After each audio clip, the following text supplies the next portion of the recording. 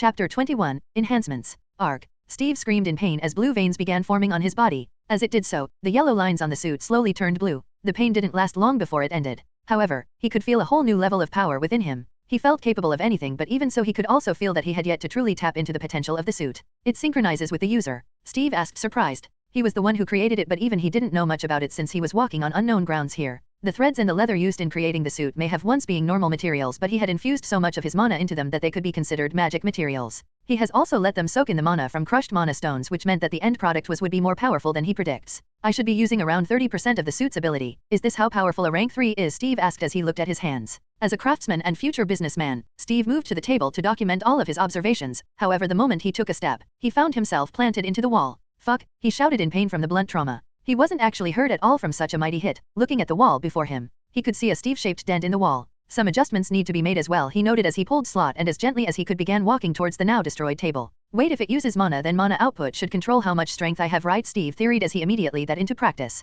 In truth, he could feel a small part of his mana being drawn by the suit constantly. It was the minimum requirement to maintain it. Steve immediately began to reduce the amount of mana it absorbed as the strength he felt began to reduce slowly. That means more mana equals to more strength. But more doesn't always mean better, Steve said as he began walking around the basement. Even if it was just walking, he was still almost a blur as he paced back and forth around the basement. Soon he came to a complete stop as he picked up the pen and gently began to write down each and every single one of his observations. Using his ability Architect's Touch, the mana within the area came under his complete control as he utilized this new property he had discovered to continue testing the suit. He moved from simply walking to short sprints, then complete 3D combat simulation. He used everything and every surface his hands or leg could come across as a surface to push off of to create more kinetic force, turning himself into a human ping-pong ball. Hours passed slowly, but Steve was still at it, using the suit for everything he could think of. Turns out even when deactivated, the suit still enhanced his physical strength, speed, and durability immensely. He couldn't tell exactly how much since he didn't have the best equipment to test it out with. Chapter 22, Mana Requirements. The commercial version should probably have lesser mana requirements. This amount is scary even if it's per minute, Steve said as he looked at his status. Times. Mana, 1392, minus 18,248. Times. The suit had been on his body for roughly 7 hours now, but it had taken roughly around 14,000 points of mana from him in total. About 4,000 of those were taken when creating the suit, which meant that the suit took about 2,000 points of mana each minute. It was a crazy amount for the average person. He may have come to accept that having roughly around 3,000 points of mana was normal for most hunters. However, he had also come to learn that it was sort of the limit for most. Now I need to learn actual combat, Steve said as he carefully removed the suit. As he did so, he felt a weird relief, but his body still ached him. That comfort V ability granted to the suit made it next to impossible for him to actually sense the aching. Well, it does actually enhance your muscles to work, Steve muttered as he decided to power through it before he went to sleep. Walking towards another section of his basement, Steve saw a large pile of huge rocks, each one labeled according to its type. Iron, bronze, brass, etc. For a blacksmith, it would be a resource heaven, and it was the same for him. However, unlike the blacksmith, he didn't need the elaborate tools needed to make something. Picking up some iron ore, Steve imbued his mana into them as dust began to fall off, and soon he was left with a rather large steel-like material that was the size of his palm. He put in another 300 points worth of mana into it before he began molding it before a blade appeared. The blade was double-edged but has a long glowing blade with several intricate designs on it. However, if one looked closely, they would find each design to be intentional carvings. Manipulating some leather with his mana, he designed the handle before finally dropping the sword on the table. He had designed enough swords, daggers, batons, etc. for such things to be done in just seconds. The architect's abilities were way much more broken than he gave them credit for. As long as he knew the structure of the material, then he could manipulate it as he wished. However, the combination of both Architect's Insight and Architect's Touch made it next to impossible to fight a material he couldn't understand within a minute. Times. Item type, weapon, double-edged blade. Material, mana-infused steel. Attributes, sharpness 3, cutting 3, returner V, mana channeling 3, durability 3. Description. A simple blade created by the architect's protege, Steve Grant, using a mana-infused steel alloy made for its flexibility as well as its incredible strength. Imbued with his mana, the blade is capable of channeling his mana for various effects such as sharper strikes, aura blades, etc. World rank, A. Times. Looking at the stats of the sword, Steve couldn't help but chuckle. He was far ahead of the world in terms of such things. Chapter 23, Trainer. Steel had more than 2 types, carbon steel, spring steel, and tool steel. Each one had its own specialty, but he had completely fused all 3 in perfect equilibrium simply due to his abilities. The sword was stronger than that made with carbon steel and flexible enough that it wouldn't break under duress and was very durable. The world couldn't do this. The more he thought about the abilities he had, the more he questioned if he had actually survived that dungeon or if the creatures there simply wanted to let him go. He had mastered his abilities to such an extent that he could control mana, the metaphysical energy that nobody could touch or harness if you didn't have special equipment or were a mage-type hunter. He could physically grab it and force it to do what he wanted. He could grant abilities to anything he wanted as long as he was making it. All it takes was his thoughts and enough mana. His abilities were absurd even if they couldn't be used in combat, or at least he had yet to reach such a level. Well, to actually learn how to fight, Steve said as he yawned and started going upstairs. He was mentally exhausted. Well, no. His mana was nearly exhausted, which his body interpreted as time to sleep due to the weeks of mana exhaustion. The following day, Steve could be seen standing within his backyard. It had several luxury features one would expect from such a big house.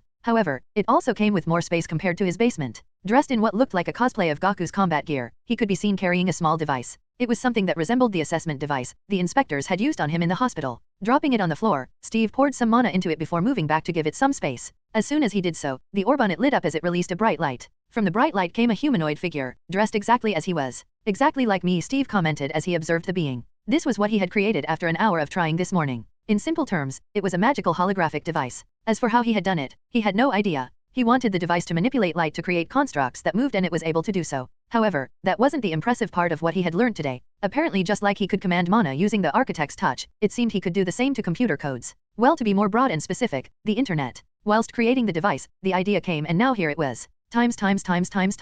Name, trainer. Item type, light construct creator. Material, mana infused steel, E-rank mana stone, luminescent stone. Attributes, teaching V, martial master V, light zone 4. Durability, I. Description. A device created for the purpose of impacting knowledge onto others. It is capable of producing light constructs that one can interact with. Possessed knowledge of every martial arts known to man, both practical and whimsical. Created using what the architect's protege, Steve Grant, calls magical programming. It possesses the ability to create an area where light can be interacted with, which allows for better training methods. World rank, S Chapter 24, Martial Guild. The device was basically a magical YouTube. At first he thought to join a martial arts class, but after researching, he gave up. Even the cheapest classes were worth at least $1,000,000 per month. The rise of gates meant that such knowledge was highly sought after, which also meant that the prices for it would rise quickly and continue to be rise. Of course, in exchange, it meant that a martial guild was formed. That simply meant that you are getting your money's worth each time you pay because the teacher is legit. Fakes were ousted almost as soon as they created their dojos, so it was sort of a good system, but never in a million years would he pay that amount when all he had to do was pay around 1,000 won or so for YouTube Premium to access locked videos.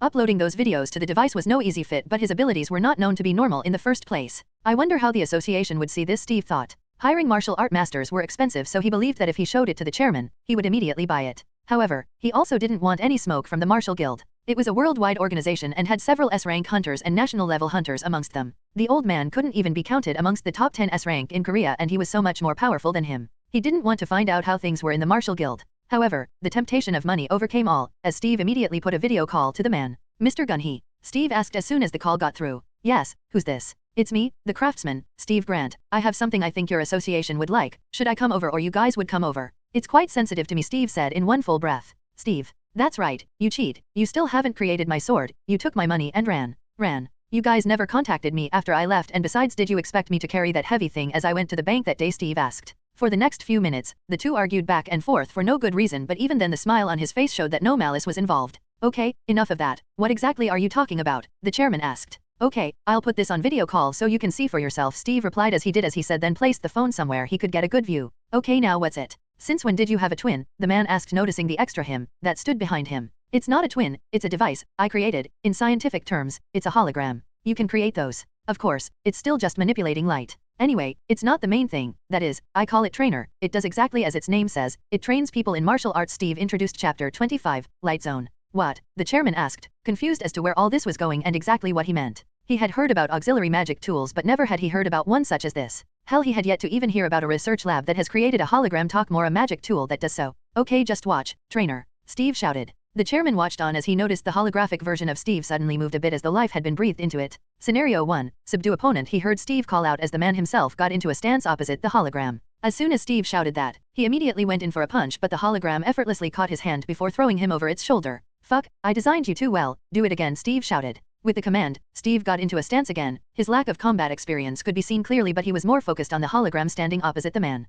Gunhee had seen martial arts masters before, and they all had auras that suggested so. There was the sublime aura they had that suggested that they were one with the world around them, but even beneath that, you could also sense the might they held. However, looking at the hologram before Steve, things were different. It was looking at a master who had completely mastered their martial way. It was perfectly one with the world. Gunhee watched as Steve launched the first attack, only to be easily deflected again and again. Okay, that's enough, Steve said as he stood up from the ground while holding on to his waist. You created that. Yeah, it currently can't display power beyond low-level E-rank though due to the mana stone used, but if I can get an S-ranked mana stone, I think it can beat even you, Steve said with a massive smile, forgetting the pain he had just endured. I see, you have really outdone yourself here, but we'll see. As per our contract, we will be buying it, but I want a presentation here at the association, the chairman said as Steve smiled. I knew it. Oh, and I also have another one to show you, but it will be impossible for now. I think it will save the lives of many hunters in the future. Then bring it along for the presentation. When would that be possible for you? How about 1 month? Both are still prototypes. I need to iron out some problems first, Steve answered. See you then, the man replied before the call was cut. Seeing that the connection was cut, Steve immediately began to jump around in joy. He was going to be a lot richer now, and besides he could use the demonstration as a launch for his company.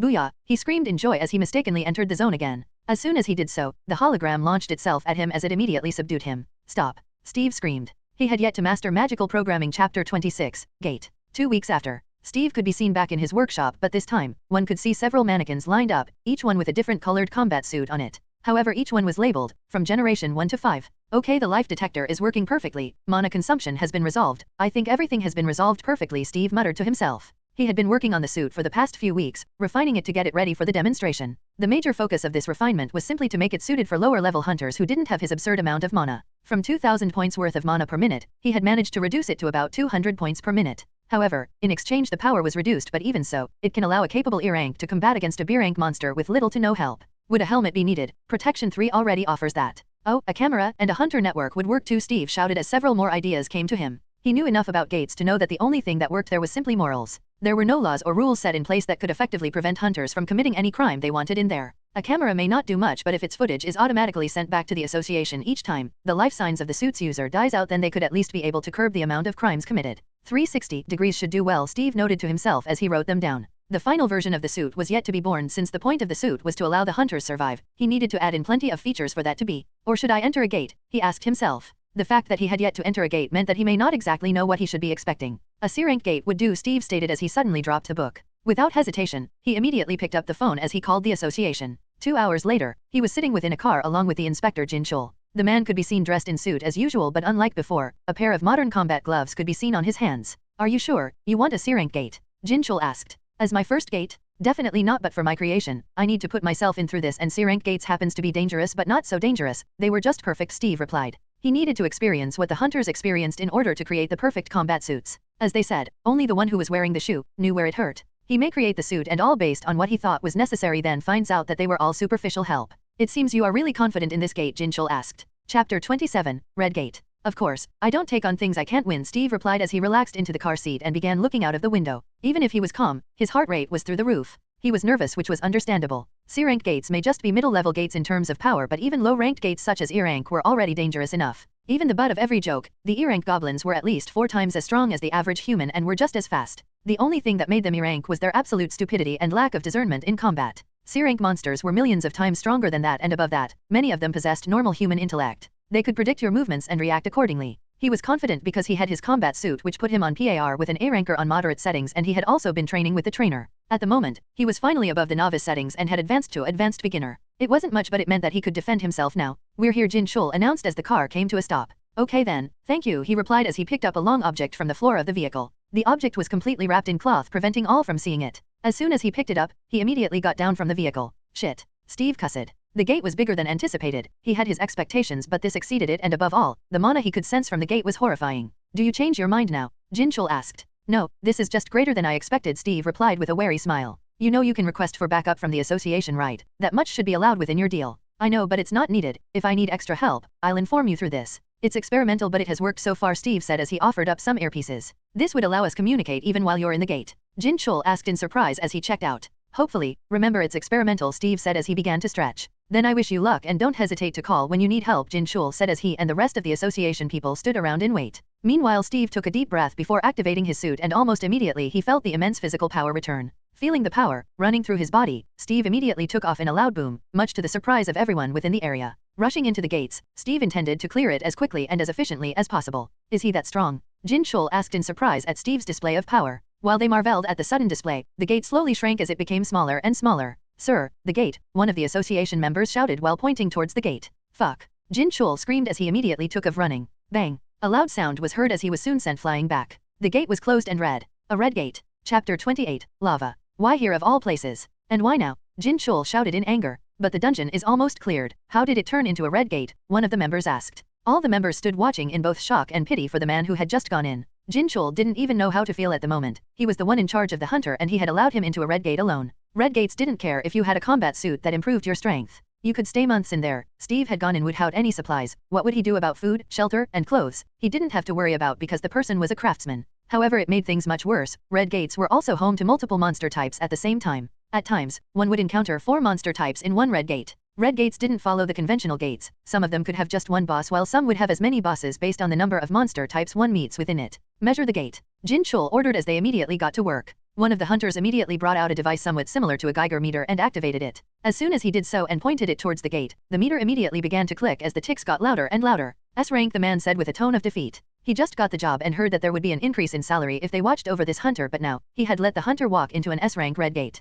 Hey, testing, are you there, Mr. Jin Chul? A familiar voice suddenly called out through the earpiece. Mr. Grant. Jin Chul called out as he immediately stuffed the earpiece deeper into his ear. Oh, thank God, it works. Anyway, what's wrong? The entrance just disappeared, Steve asked in a light-hearted manner. Sir, I don't know how to say this. You are within a red gate. You can't come out, neither can we come in to help you until you defeat the boss or bosses, Jin Chul explained. A red gate? Well, doesn't matter. They are just C-rank monster after all. I'll just need to utilize the full power of the suit, Steve replied just as light-hearted. Sir, it's S-ranked. Please, whatever you do, access your opponent before you attack. Okay, I should have expected that. So I need to get shelter, food, and clothes within this time, right? Yes, sir. Okay then, I'll call again, Steve said before cutting the connection. As soon as the connection was cut, Jin Chul immediately heaved a sigh of relief. It wouldn't make sense to begin worrying so soon if the gate wasn't a red one. The time flow was different, which meant that a day could have passed within the gate even if it has barely been a minute. Meanwhile, within the gate, Steve could be seen standing in what looked like a valley with frustration carved on his face. There was nothing here. Only lava as far as the eye could see. There were 2 mountains before him and both along with the valley between it was completely covered by lava. Chapter 29, Lava Golem. There was no place for shelter or even a single trace of life within the area. This is going to be a lot harder than he makes it out to be, he said as he looked up to see several things coming out of the lava. Of course, lava golems, and my life detection can't sense that. Let's add that to the list, Steve said as he quite literally brought out a book and a pen and began writing. After that, he put away the book as he took a step forward only to find himself floating in the sky. Taking another step, he rose higher almost as though he was climbing an invisible stair in the sky. However, this wasn't an invisible staircase. It was a new ability he developed using his absurd control of mana via his skill Architect's Touch. It allowed him to command mana in such a way that he seemed like its master and it was but a slave. Each step he took was simply by condensing the mana in his surroundings to create a platform for him to step on. It was a different skill to use, but it was also one that he had trained extensively. Airwalk was an ability he created because he believed it would allow him superior mobility in combat, and at the moment, it was useful. Steve continued rising here until the heat he could feel outside became nearly non-existent. There are different biomes here, lava, ice and some forestry. How nice, Steve commented. There existed 3 biomes, which meant that there were at least 3 monster types within each area, and from the mana he could sense, it seemed that each side had its own boss.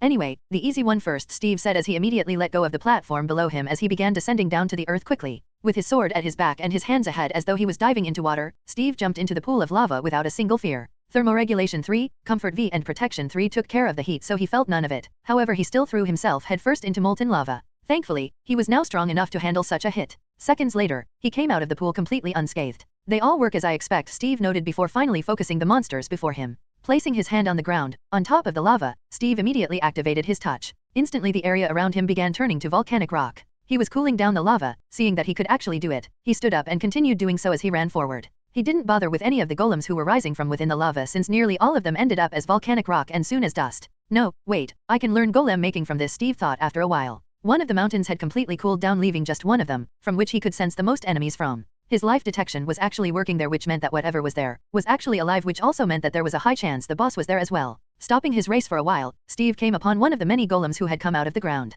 Chapter 30, Automaton. Normally he would just run through them, but now things were different. As soon as he approached the golem, it immediately raised its fists as it tried to attack. However, Steve immediately maneuvered his way to the top of the creature. Stop, Steve commanded as the creature immediately stopped in its tracks. He had simply seized the creature's ability to move using his ability. It was just a lava golem, molten rock. There was nothing it could do to not submit to his control. Since its movement was frozen, Steve immediately located its control core. Like many golems in fiction, it was located in its chest. Pulling it out, Steve was faced with a rather large orb thingy. On the orb, he could see several carvings that all seemed to serve various purposes. Movement, mana absorption, element manipulation. Is it that easy? Even trainer is more complex than this, Steve complained as he immediately enforced his will on the orb. This erased all previous commands as he began programming his into it. To create trainer, he had not only learned normal programming but had applied it to the magical world of mana crafting. This was nothing. Wait, how was I able to read those carvings? Steve asked himself before shrugging it off. He had never heard Korean anywhere else apart from K-dramas, and here he was speaking the language. After a few seconds later, Steve dropped the orb into the lava again, then moved back to create some space between them.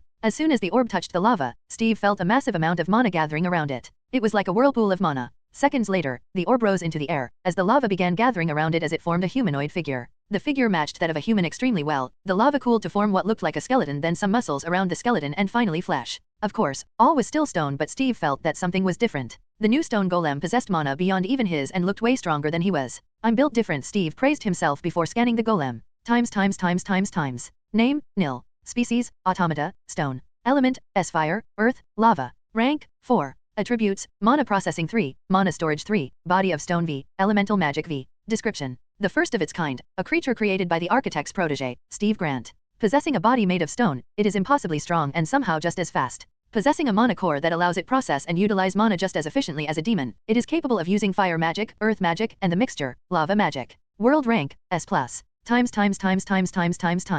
Creator. The creature spoke as it got on its knees. Shit. You can talk? Steve asked after jumping in shock. I can, my lord. I see, well then, here, Steve said as he handed him the sword that was on his back. Chapter 31, Cave. Thank you, my lord. You're welcome. Protect me from now on, though for now, destroy these golems and bring back their cores. I may actually be able to create something from them, Steve said as the automata bowed before standing up and then simply vanishing from his sight. Insight wasn't lying. It is really fast, Steve commented before taking his time to start walking towards the mouth of the other mountain. Outside the gate, Jin Chul had his heart in his throat. Losing a hunter was a shame, but losing this one was way much more than that. Mr. Grant, are you there? He called into the earpiece. Yes, Steve replied almost instantly. Oh, thank God. How are things going on in there? Jin Chul asked. So far, good. Oh, and can you help me Google how to make a sniper? What do you need that for? What else do you think I would need it for? Cooking. Okay, but how many days has it been? Have you found shelter yet, and did you discover how many bosses there are there? It should be about 2 weeks now. I am shelter and there seems to be 3 bosses. I just encountered something here. I'll send you footage of it now. Please help me identify the creature, Steve suddenly said.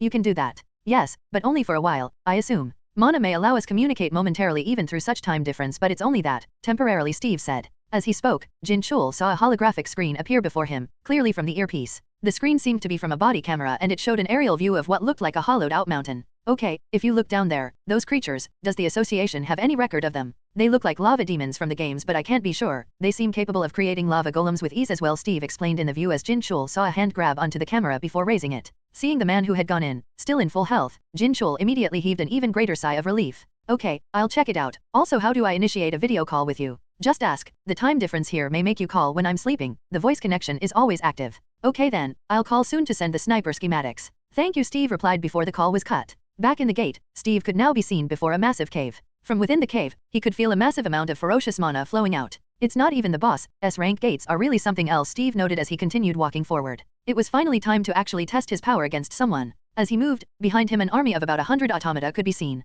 each one equipped with a weapon of some kind. Steve walked in fearlessly into the cave. His life detector showed that there was only one monster within the cave, so he wasn't worried about biting off more than he could chew. Chapter 32, UT Jin. Welcome human, Steve heard a voice speak as he got into the deeper parts of the cave. Of course, I am expected, Steve replied, without much surprise. If he could sense them, then they could surely sense him. S-rank creatures were given said title for a reason. Also, I should consider stealth functions as well, he said as he immediately wrote it down. His goal was really being accomplished even if it was taking longer than he had expected. The first page was nearly full and he wasn't even done with the first biome yet. Anyway, focusing on the creature within the cave, Steve immediately pulled out a short blade. The blade had no cross guards, was short enough to be used as a dagger and yet still long enough to be used as a sword. Equipping the weapon, he immediately began running as he activated the suit at full power. Immediately he felt an overwhelming amount of power fill his body. As soon as this happened, he vanished before everyone. The automata, even with their strength and speed, were caught completely off guard before increasing their speeds as well. Steve sped through the entrance of the cave only to come upon a large empty space with just a giant red humanoid being sitting on what looked like a throne and smiling. Seeing it, Steve immediately reconsidered this battle because no creature would be sitting this calmly if they weren't powerful enough to wipe out both him and his army.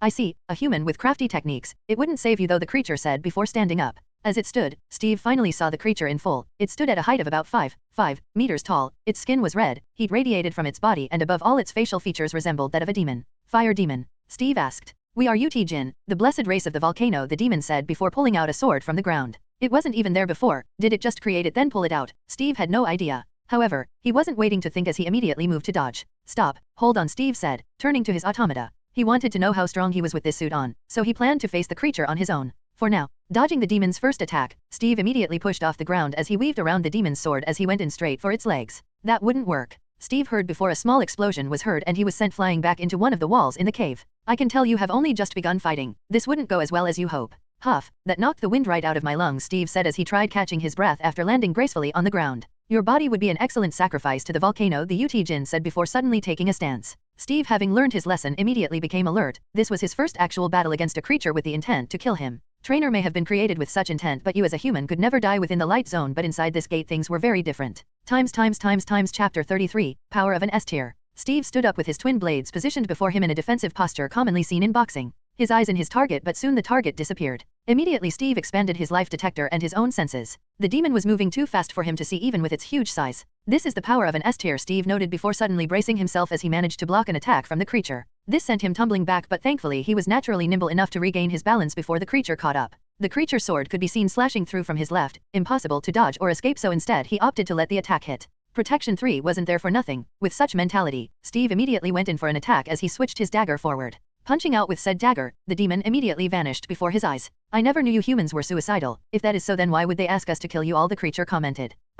Steve asked. I don't know what special circumstances your kind may have gotten themselves into, but you will not be leaving this cave, the creature said as though it was glitching out. Okay, now, you've piqued my interest, Steve said as he poured even more power into the suit. As soon as he did so, the once blue lines on the suit began turning red as Steve overloaded it with mana. Doing so, he felt an incomprehensible amount of power. Taking a single step, he found himself in front of the demon, but thankfully this was something he had practiced and had gotten used to, even if its withdrawal was painful and not advised considering his situation. Without hesitation, Steve slashed out, cutting a bit of the demon's flesh off before it could properly dodge. Excellent, now this would be a worthy battle, the demon shouted before suddenly taking off. Steve saw this too and also took off running. Within a second, their swords clashed multiple times with the demon overpowering him each time. Without hesitation, Steve slammed the two blades together as they both melted and formed a longer and proper blade. In their previous form, he would never win. Now with a proper blade, Steve took a stance as he took a deep breath, ready for what was to come. Dashing toward the opponent, the two clashed swords multiple times. The power between each clash was so great, it created sparks and shockwaves that pushed everything around away. Steve looked at the monster that was matching him in power and smiled. It truly was the definition of the phrase in front of absolute power, all techniques are useless. He could see its sloppy techniques, born from decades of combat, but the technique was still sloppy and had many unnecessary movements, but even so, he was completely matching him. Realizing this, Steve simply aimed to disarm the demon and immediately strike, however this was proving difficult. Raising his other hand, Steve unleashed a mana blast no different from a laser beam on the opponent, who immediately blocked with his sword. Chapter 34, Victory. Seeing the opportunity, Steve immediately closed the gap as he poured in even more mana into both the suit and the sword. In doing so, the sword began to glow as it grew even larger. Closing the gap between them, Steve slashed out in a downward motion as the creature tried to block it. Soon, they were both on the floor. One dead and the other sleeping from mana exhaustion and overuse of physical strengthening. Creator, the automata shouted as they gathered around the two bodies. Master, one of them asked as it touched his body. He's asleep, heal him. One of them, it was an automaton in a knight armor and the initial one, Steve had created. Following its words, two of the automata stepped up before pointing their hands towards him as Steve's body began to glow. His suit was damaged beyond repair and his body was twisted in an abnormal way, barely hanging on to his life. As their healing light touched him, the broken bones immediately began to return to their original spots.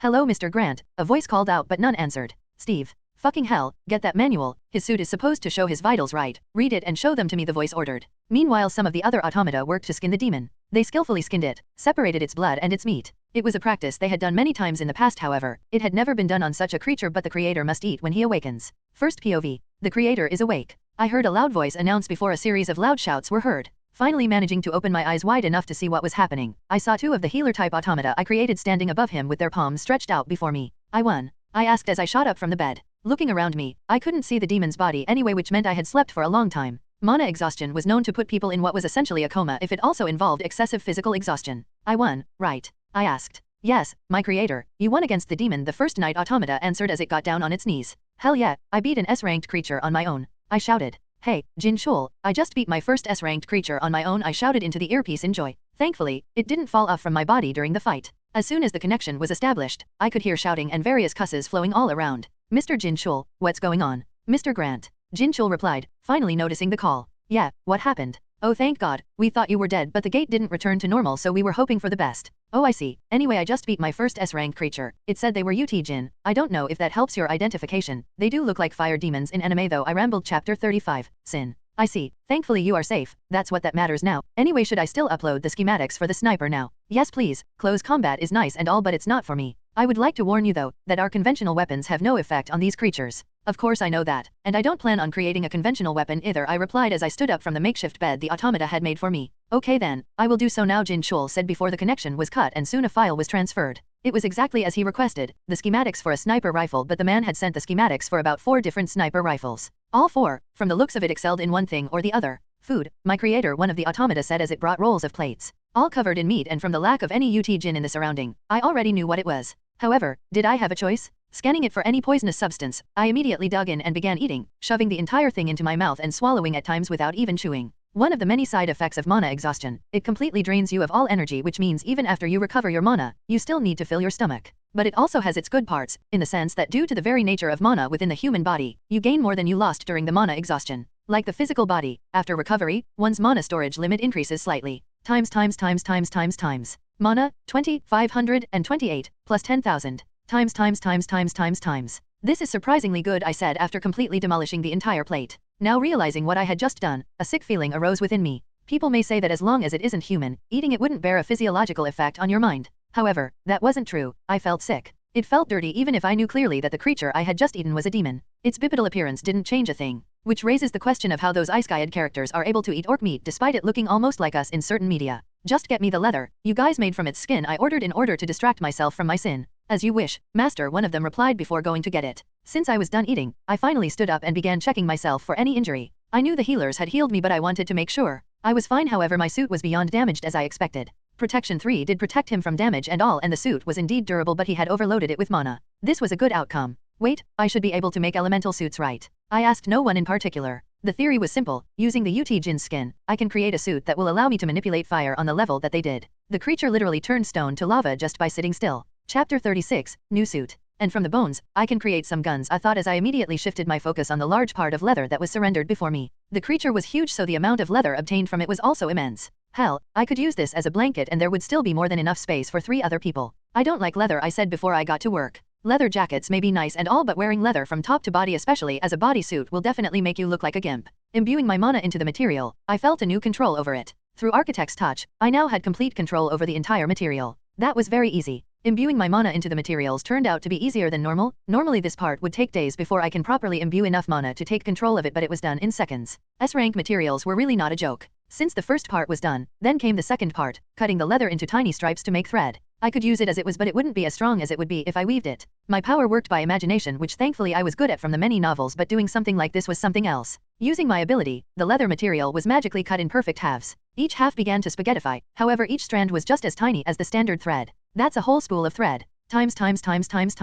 Mana, 27,620, minus 2,908. Times. Even better, it had taken me only 2,900 points worth of mana to get it all done. Bringing out the book, where I had written all I had, I began going through them all because this would be the first iteration of the commercial suits. Well, not exactly this one, but it will follow the same design. With everything in place, I finally began the creation of version 1.5 of the commercial suit. First, I made the sole of the suit. This was done by simply stacking the leather I had cut out in the shape of my feet. 6 pieces was enough to make sole that would match a regular shoe and was just as strong, at least to the touch. From there, was the hard but still easy part as I began manipulating the thread, skillfully weaving them into the soles. The weaving began. As usual, I used the aramid weave, which was commonly used in Kevlar. The material was already strong, but weaving it meant that it would be 10 times stronger. What once used to take hours, took only an hour, but the mana consumed was on a whole different level. First is the communication network, I stated as I immediately began working that into the suit. This was basically a rudimentary magic internet to allow for easy and quick communication amongst hunters within and outside a dungeon. Basically, an inbuilt and upgraded version of the earpiece.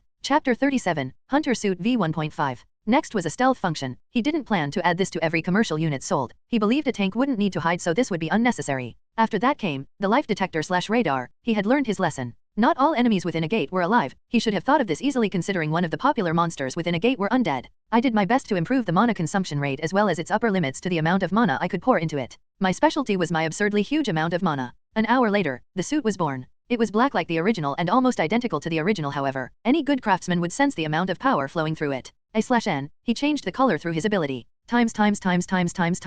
Name, Hunter Suit V1.5. Item type, Bodysuit, Combat. Material, UT Jin leather threads, S, UT Jin magic stone, S. Attributes, Protection V, Thermoregulation V, Physical strengthening V, Comfort V, Perception V, Elemental magic, Lava, V. Description. A combat suit created from the materials harvested from an UT Jin. The suit grants its user impossible strength, speed, and stamina as long as they possess mana. It also grants its user a host of other abilities such as Fire Magic 4 and Earth Magic 4, an improved sensory ability as well as an innate communication network. World rank, S+. Times.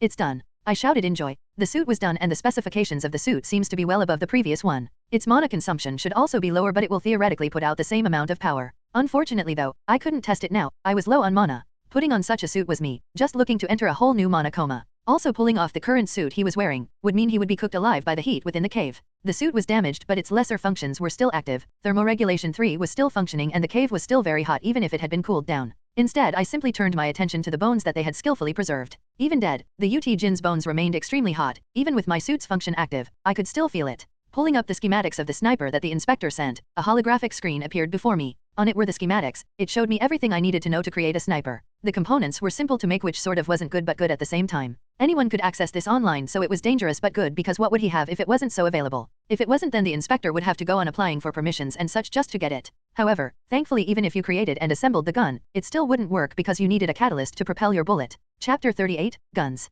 For me though, that was solved pretty easily. The sniper looked like some weird love child between a Barrett M82 and the MK13. Just as long as the average M4 carbine, the gun seemed to perfectly mix the two guns into one. Picking it up, I turned towards a wall in the distance and aimed, then shot. As soon as I did so, I felt a bit of my mana leave my body before a small fist-sized hole was formed in the wall. Fuck. I shouted in shock. The shit was that powerful, but somehow I had felt no recoil. My suit's auxiliary functions may be active, but it no longer has the capability to enhance my strength. A gun so powerful had no recoil. This was simply a cheat if one thought about it, and also, that wall was several meters thick. It wasn't a wall, it was just the side of a mountain, and he could now see the other side of it. To test it further, I immediately laid on the ground and positioned the gun in front of me. Bang, bang, bang. Gunshot sounds were heard repeatedly in quick succession as more and more of the mountainside was blasted open. Even with such intense shooting, I still couldn't feel even an inch of recoil. I'll need to destroy this one before I leave this gate, I thought as I stood up. The world was already a mess on their own. It would be even worse if they suddenly gained access to such weaponry. It would help in the battle against the creatures of the gate, but we are humans. We will use it against ourselves. Anyway, I still have more bones, nothing stopping me from making an assault rifle and a pistol. I am done with close combat battle until I can get to competent on trainer's scale. Using the same schematics but with various changes, I soon had a gun that closely resembled an AR-15. Well, this was mostly because I had seen the weapon once in my past life. He held it actually. I wasn't part of the military, but it was one of the culture shocks I had while in America. That stuff probably the same prize as bread over there. Testing the gun produced nearly the same results, except the assault was faster and couldn't penetrate that deep into the mountainside. However, just like the sniper, it seemed to explode on impact, which confirms that it was the fire attribute of the UT Jin at work here. The pistol or the handgun had even less range but just as much power. In order to accommodate these, I immediately created some holsters on the new suit. One by my leg to hold the handgun, a magnetic holds to hold the assault, and the sniper rifle whenever I wasn't using them. Since everything was done, I finally laid back to rest even more. Tomorrow, we conquer the gate and I can finally return back to a comfortable bed. Chapter 39, Clear. Third POV. Kill the human. Sitting on a throne, a creature could be seen. Its large figure covered the entire throne. Beside it were various other creatures like it. It was an UT Jin. However, unlike the others around it, it possessed a horn that grew large and tall. Its size eclipsed that of its brothers and sisters. There is a human in our presence. Find high. Ugh. An UT Jin shouted before a fist-sized hole appeared on its head. Intruder. An UT Jin shouted as chaos ensued. They raged and raised their weapons to the sky as the heat within the room tripled. However, no matter where they looked, they saw no enemy. This is Alpha 1. Going dark, they all heard a voice as the open mountaintop slowly began to close. Noticing the anomaly, they all immediately became alert. However, the massacre had long started. By the only entrance into the room, a small figure could be seen entering the room before several small explosions were heard as several UT Jins dropped on the floor dead. Devil, they shouted, but the young man who was now floating above then moving his aim and firing in quick succession didn't change. Clear. The voice said again as the light slowly returned to the room. The mountaintop and the entrance was open once again, but none of the UT Jin could see it. A gun is much more effective. Wonder why we chose to use cold weapons, Steve asked himself as he pushed down the body of the UT Jin leader from the throne and sat down. Before him were hundreds of dead bodies. Blood covered the floor of the room as the heat within the room intensified for some reason. Take care of the bodies, Steve ordered as he personally took care of the leader's materials. Easily skinning the creature and drying it with fire magic 4, burning its organs, separating its bones from the meat, taking its magic stone. Steve was soon done. I seriously need to learn some kind of space folding magic, Steve complained as he looked at the large amount of materials he just gained. Looking at the massive amount of dead bodies that was quickly disappearing due to automata, Steve realized a small flaw in the plan he had just carried out. What if any of the UT Jin were faster than he expected? He would be dead now. The automata were simply in charge of stopping any of them from escaping. Guns were indeed the ultimate weapons, but he was too hot-headed for them. He will eventually put himself in danger just like he had done today. No wonder America likes missiles. Devastating, but you are in a safe distance, he commented as he brought out the assault rifle and the sniper. Imbuing his mana into them, he quickly remade them into 2 orbs, both fist-sized but looked a lot like a common marble but bigger. Reaching for the side of the throne, Steve grabbed one of the many crystals growing on it and broke one off. Molding the crystals into several small flat chip-like things, he inserted 2 of them into the orbs before proceeding to create more orbs. Chapter 40, Change in Strategy. About 3 minutes later, he was surrounded by a bunch of black orbs. However, in his hands was another crystal, but this one was remade into 2 triangular objects. Both were flat and curved in a weird manner. Let's hope this works then, Steve said before shrugging. He placed the 2 objects in either side of his head, just above his ear, and immediately he felt a sharp pain that immediately disappeared and was replaced by a soothing feeling. Activate, Steve commanded as the orbs slowly lifted off the ground. They flew up into the air before him before forming a ring around his head. From that position they formed a line then turned towards the wall beside the throne, away from where the automata were working. Boom. A series of loud explosions were heard as a massive hole appeared in the mountain wall. Remote and deadly, Steve commented with a smile. With this he didn't need the sniper or the assault rifle, he only needed the handgun for eventuality purposes. Okay, pack up, let's go, Steve ordered as he stood up from the throne. As you wish, the automata answered as the worker class automata began packing the materials they could. Times. Item type, defensive orb. Material, UT Jin's bones, monostone, S. Attributes, flight V, eye of truth V, mana processing V, stealth V. Durability, V, lower. Attack, V, lower. Description. A weapon created by the architect's protege, for the purpose of remote and quick strikes on the opponent. Capable of unleashing attacks, capable of toppling buildings. Designed for the purpose of quick and powerful attacks, it possesses seemingly infinite mana. World rank, S+.